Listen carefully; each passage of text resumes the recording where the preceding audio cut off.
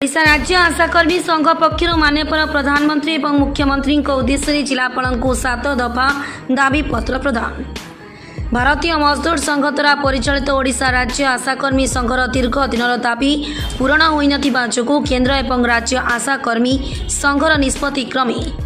समस्त जिलापाल जरिए मान्यवर प्रधानमंत्री और मुख्यमंत्री उद्देश्य 7 दफा दाबी पत्र प्रदान करा जायछि। एही अवसर में आज रायगड़ा गांधी पार्क जिलार समस्त आशाकर्मी एकत्रित होई संघर जिला सभानेत्री तमाल साहुकार, जिला संपादिका गीतांजलि हियाल एवं कोषाध्यक्ष पुष्पांजलि बेहुरा नेतृत्व एक विराट शोभायात्रा बाहरी जिलापाल कार्यालय सम्मुखें पहुंची धारणा दे विक्षोभ प्रदर्शन करने सह मान्यवर प्रधानमंत्री एवं मुख्यमंत्री उद्देश्य 7 दफा दाबीपत्र डेपुटी कलेक्टर ललित मंडल को प्रदान करते। उक्त कार्यक्रम में मुख्य अतिथि भाव श्रमिक नेता तथा भारतीय मजदूर संघर राज्य उपसभापति श्री जोगेश्वर दास, सम्माननीय अतिथि भाव रायगड़ा जिला संपादक श्री गणेश कुमार साहू, ओडिशा राज्य आशाकर्मी संघर राज्य उपसभानेत्री ममता विश्वाल,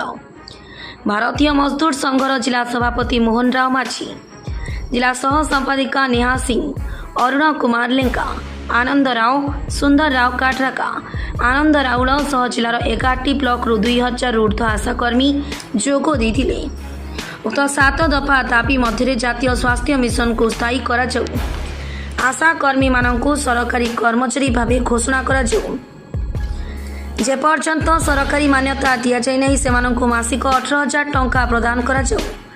आशाकर्मी मानकु सामाजिक सुरक्षा प्रदान करा जाऊ, आशाकर्मी मानकु अवसरकालीन समय रे 5 लाख टंका प्रदान करने सह मासिक 5,000 टंका पेंशन दि जाऊ,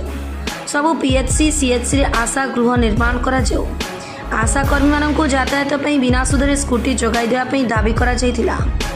सरकार उक्त दाबी गुड़ी को तुरंत दृष्टि दे समाधान न करती ताले आसंता दिन में आशाकर्मी माने भारतीय मजदूर संघर सहयोग रे राजरास्ता को ओह्लाइबा पई बाध्य हेबु बोली उपस्थित नेतृवृंद प्रकाश करथिले। कौन आज कार्यक्रम विषय कहबे? आज कार्यक्रम गत आम 3/10 रे आम आसीलु दाबी पत्र 7 दफा दाबी नहीं जिलापाल जरिया प्रधानमंत्री को देवाई जेहेतु आम वायदा देलु आसंता 14 तारिख भितर जदि आमर किसी दाबी पूरण नहला ताले आम राजरास्ता रेडी करी आउ थे दाबी पत्र देवाई आसबू। तो आम से भाया आम आउ थे दाबी पत्र देवाई आमर कौन कार्य सफल है तेणुक आम आउ थे दाबी पत्र धरी आज आम राजरास्ता रैली करी आम आउ थे कलेक्टर सार जरिया आम प्रधानमंत्री और मुख्यमंत्री के दाबी पत्र आउ थे जनइलु जेहेतु आम 7 दफा दाबी नहीं आम राजरास्ता को ओह्लैचु। आमर प्रथम दफा है कि एनआरएचएम को स्थायी नियुक्ति दि जाऊ, द्वितीय दाबी है आमर जेहेतु सरकार मान्यता दि जाऊ आशाकर्मी की, तृतीय दाबी है आमर जे पर्यंत आशाकर्मी को सरकार मान्यता दि जाए नहीं 18,000 टंका दरमा देवे बोलिकी भी आम लिखीचु। ता बाद आमर सामाजिक सुरक्षा गोटे रही सामाजिक सुरक्षा प्रत्येक मेडिकल रे दि जाऊ, रास्ता घाट रे दि जाऊ जेहेतु आमर जेहेतु आशाकर्मी मैंने राति दिन काम करके खटी आसुँ तेणुक आमर सामाजिक सुरक्षा दरकार। ता बाद आमर सामाजिक सुरक्षा पर आमर बिना सुधरे यातायात पर आशाकर्मी को गोटे गोटे स्कूटी दि जाऊ एवं आमर 62 वर्ष पर अवसर पर आमको एककालीन 5 लाख टंका दि जाऊ एवं तापर आमर कौन हम ना भत्ता आकार 5,000 टंका लेखा पेंशन बाबद दि जाऊ बोले आम सरकार पाखे विनती अनुरोध करूँ। आगामी भविष्य में जब आम सरकार आमर जो 7 दफा दाबी जब आमको सठिक भाव में प्रदान न कले ताले आम राजरास्ता को ओह्लैकी निर्दिष्ट काल आम बसबू राजरास्ता बोली आम आज कार्यक्रम थिला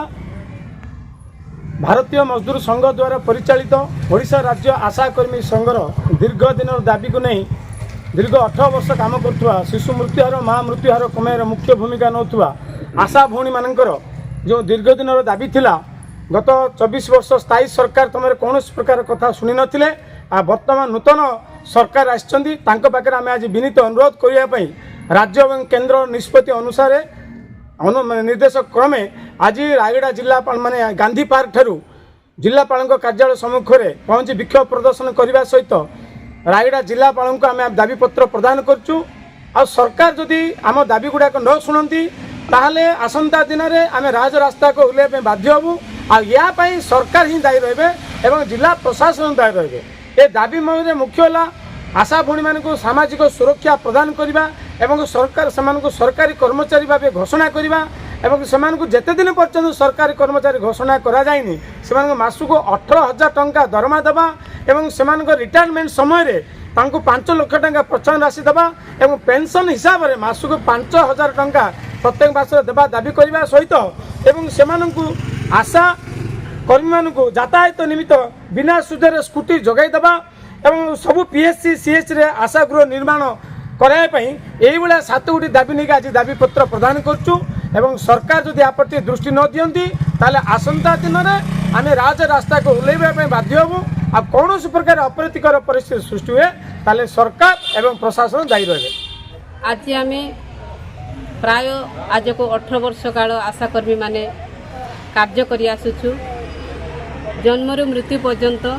मातृ मृत्युहार और शिशु मृत्युहार को आशा दीदी माने कमई आसिछंती किंतु सरकार को निकट में आमर दाबी अनेक थर उपस्थापना करिछु सरकार आमको ठकी चली तो से